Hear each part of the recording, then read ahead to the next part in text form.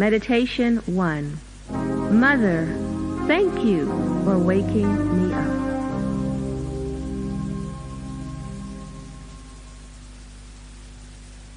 Yesterday, I had a nightmare.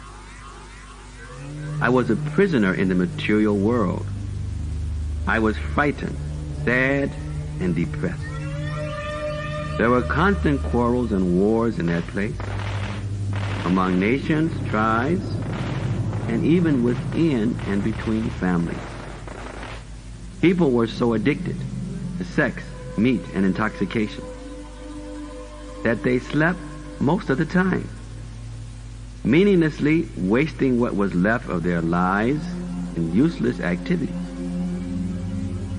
In this dream, I saw many insane people, starving and homeless, imprisoned by their senses. All the residents of this world were in constant anxiety, a state they projected on each other, resulting in aggression and offenses. There was no trust, because everyone was a cheat.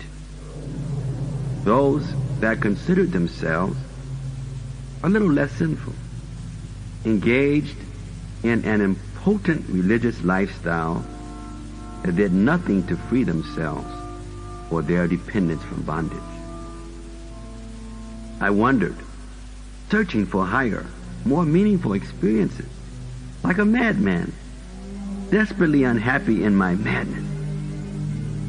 Not wanting to surrender, I tried an assortment of distractions: academic studies, various jobs, and social recreation.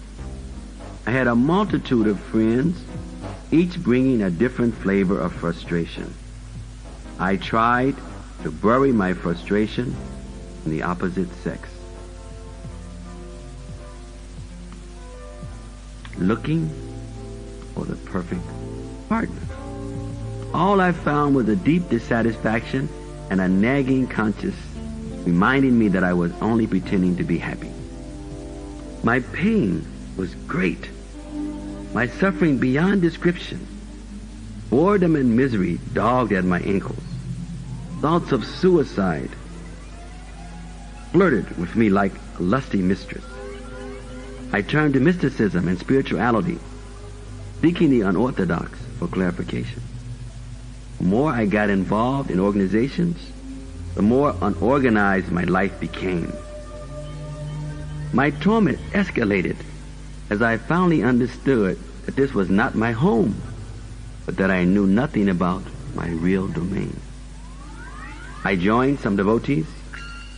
Although not very staunch in their practices, they at least knew they had to get out of this world. Most struggled for a while and then gave up the endeavor, trying again to weave themselves back into the fabric of the illusion. My malice increased daily. I craved the Lord of my heart.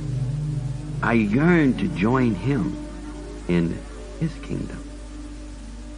I relished his adventures and pastimes and pitied myself for my inability to partake in them. Playing games with my mind, I kept myself busy so that I felt less the weight of my agony. Maybe the problem was me, for most people went about their business undisturbed by thoughts of escape. Perhaps God is not all merciful. How has he abandoned me to such purgatory? I screamed for your causeless mercy. All seemed lost until I felt the tender shake of you, dear Divine Mother, and your concern for this, your child. You awakened me from my nightmare.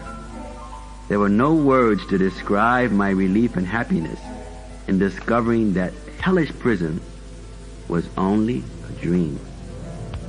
I was in indescribable bliss to learn that I had never for 1 second left the company of my associates in the abode of my master. My father did not abandon me. The tender concern of my mother brought me once again into the magnificent, loving reality of which I was a part.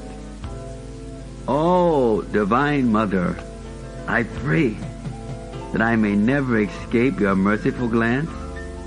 Without your attentiveness, living entities suffer without relief from the hellish illusions and dreams of the material universe. I remain grateful.